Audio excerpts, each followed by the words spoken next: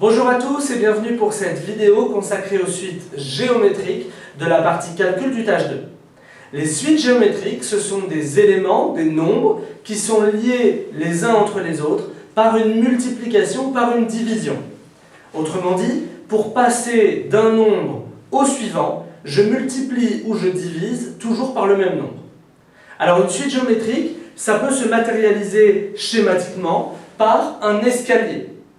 Un escalier dans lequel chacune des marches est un des termes de la suite, U0, U1, U2, U3, U4, jusqu'à UN, puisqu'une suite est potentiellement infinie, avec, pour passer de U0 à U1, la multiplication par un nombre qu'on a appelé Q. Pour passer de U2 à U3, pareil, on multiplie par Q.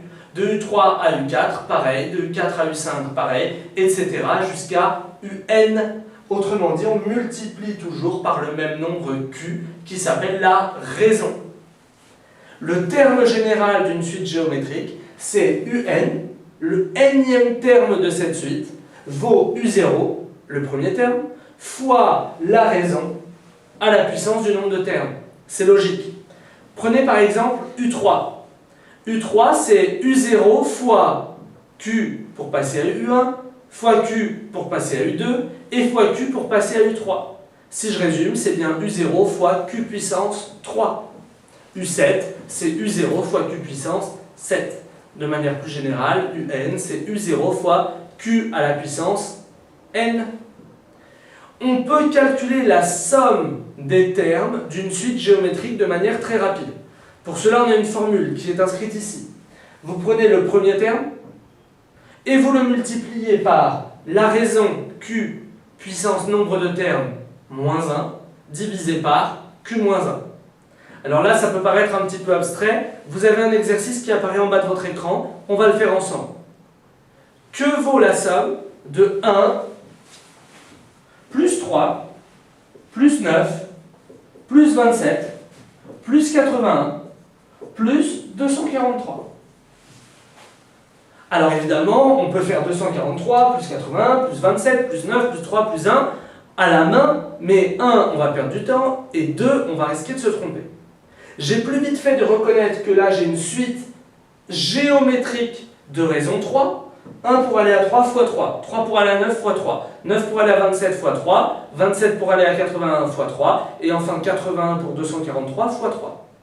Donc j'ai une suite géométrique de raison 3, et de premier terme, 1. Je vais donc pouvoir utiliser la formule, la somme, c'est égal au premier terme 1, fois la raison, c'est-à-dire 3, puissance le nombre de termes, 3 puissance 1, 2, 3, 4, 5, 6, moins 1, divisé par 3 moins 1, Q moins 1. 1 fois, ça ne sert à rien, et ensuite je vais diviser par 3 moins 1, c'est-à-dire diviser par 2. La question c'est combien vaut 3 puissance 6 moins 1?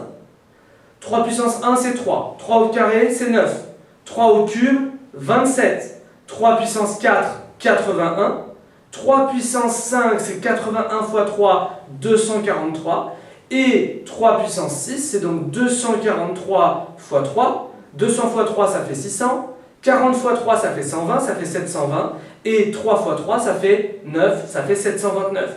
On reconnaît évidemment 9 au cube, 729. Donc 729 moins 1, ça fait 728, divisé par 2. 700 divisé par 2, ça fait 350, et 28 divisé par 2, ça fait 14, ce qui me donne 350 plus 14, 364.